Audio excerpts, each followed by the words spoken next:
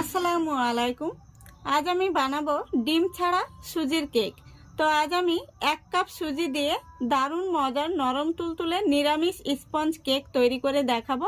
আপনারা যে কেউ বানিয়ে নিতে পারবেন। তো চলুন প্রথম থেকে শেষ পর্যন্ত দেখার অনুরোধ রইল। দেখুন, প্রথমে আমি একটি মিক্সিং বোল নিয়েছি, তার মধ্যে দিয়ে দিচ্ছি 1 কাপ সুজি। তারপরে দেখুন একই কাপে মেপে দিয়ে দিচ্ছি 1/2 কাপ চিনি। এবার দিয়ে দিচ্ছি স্বাদ মতো লবণ আর 1 কাপ তরল দুধ। দুধটা আমি আগে থেকে জাল করে নিয়েছি। দুধটা ঈষৎ উষ্ণ গরম রয়েছে। এবার হ্যান্ড উইচ দিয়ে আমি খুব ভালো করে মিশিয়ে নিচ্ছি। দেখুন, চিনিটা এখানে আমি গোটা ব্যবহার করেছি যাতে সবাই এইভাবে বানাতে পারে। সবার ঘরে হয়তো মিক্সি জার থাকে না। এবার আমি ঢাকা দিয়ে রেস্টে 10 মিনিট রেখে দেব, তাহলে চিনিটা খুব সুন্দরভাবে গলে যাবে আর সুজিটাও ফুলে উঠবে। তো বন্ধুরা দেখুন 10 মিনিট হয়ে গেছে। আমি আপনাদের দেখিয়ে দিচ্ছি হ্যান্ড উইচ দিয়ে। দেখুন সুজিটা কিন্তু খুব সুন্দরভাবে ফুলে উঠেছে আর চিনিটাও কিন্তু গলে গিয়েছে। এবার আমি এর মধ্যে দিয়ে দিচ্ছি 1/3 কাপ আটা। এখানে আপনারা আটার পরিবর্তে ময়দাও ব্যবহার করতে পারেন। তারপরে দিয়ে দিচ্ছি 1 চা চামচ বেকিং পাউডার আর 1/2 চামচ বেকিং সোডা। আবারও আমি খুব ভালো করে হ্যান্ড উইচ দিয়ে মিক্স করে নেব। তো হ্যান্ড উইচটা কিন্তু এইভাবে একটা সোজাতেই ঘোরাতে হবে। দেখুন খুব ভালো করে আমি মিক্স করে নিয়েছি। এবার এর মধ্যে আমি দিয়ে দিচ্ছি 2 থেকে 3 ফোঁটা মতো ভ্যানিলা এসেন্স। আপনাদের হাতের কাছে ভ্যানিলা এসেন্স না থাকলে এলাচ গুঁড়ো দিয়ে নেবেন। দেখুন খুব ভালো করে মেশানো হয়ে গেছে। এবার এখানে আমি দেখুন কিছু টুটি ফ্রুটি নিয়েছি। এর মধ্যে আমি 2 চামচ দিয়ে দিচ্ছি ময়দা। ময়দা দিয়ে এইভাবে টুটি ফ্রুটিগুলো নাড়িয়ে তারপরে দিয়ে দেব। এইভাবে দিলে টুটি ফ্রুটিগুলো কেকের সব জায়গায় রইবে।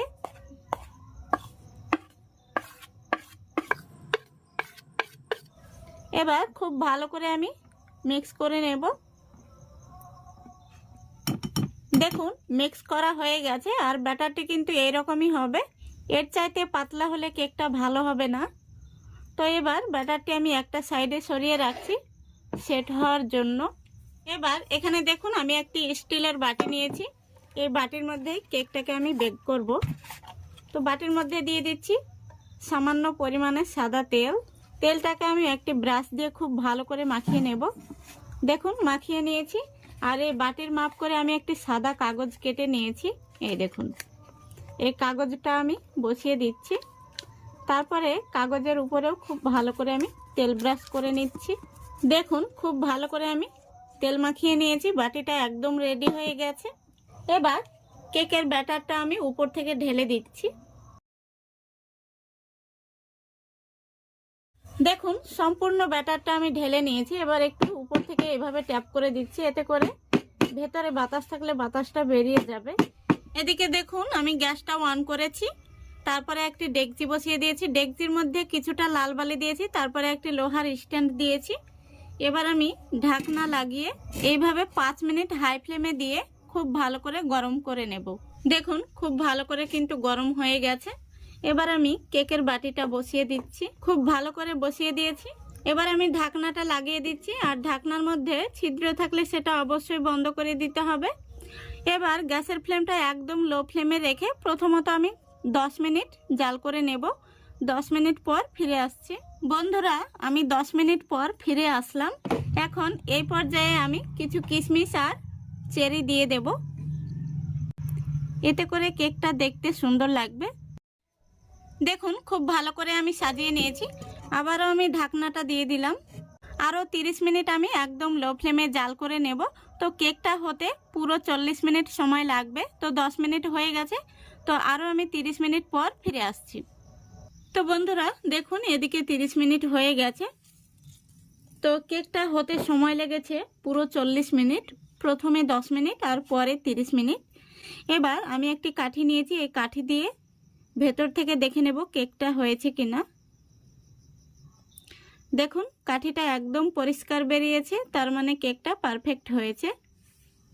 এবার কেকের বাটিটা আমি বের করে ঠান্ডা করে নেব। তারপরে আপনাদের দেখাচ্ছি। দেখুন বন্ধুরা, কেকটাকে আমি কিছুটা ঠান্ডা করে নিয়েছি। এবার এখানে আমি একটা ছুরি নিয়েছি, এই ছুরি দিয়ে কেকের সাইডটা আমি ছাড়িয়ে নিচ্ছি। এবার আমি একটি থালার মধ্যে কেকটা বের করে নিচ্ছি। দেখুন কেকটা কত সহজে বের হয়ে চলে এলো। আমি যে কাগজটা দিয়েছিলাম সেটা তুলে নিচ্ছি। দেখুন কেকটা কত সুন্দর হয়েছে আর কতটা জালিদার হয়েছে। এই দেখুন, দারুণ হয়েছে কিন্তু। কেকটা আমি আপনাদের কেটেও দেখিয়ে দিচ্ছি কেমন হয়েছে ভেতর থেকে।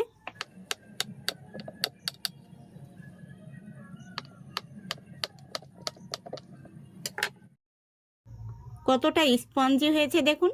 ডিম ছাড়াও যে সুজি দিয়ে এত সুন্দর স্পঞ্জি কেক তৈরি করা যায়, আপনারা বাড়িতে না বানালে বিশ্বাস করতেই পারবেন না। দেখুন কতটা সুন্দর হয়েছে। আর আমি যে টুটি ফ্রুটিগুলো দিয়েছি সেগুলো কিন্তু কেকের সব জায়গাতেই ছড়িয়ে রয়েছে। তো দেখুন, আশা করছি আজকের এই রেসিপিটা আপনাদের ভালো লেগেছে। ভালো লাগলে অবশ্যই লাইক, কমেন্ট, শেয়ার করে দেবেন। আর আমার চ্যানেলটা যেহেতু একদম নতুন, তাই চ্যানেলটিকে সাবস্ক্রাইব করে অল নোটিফিকেশানটি অন করে সঙ্গে থাকবেন।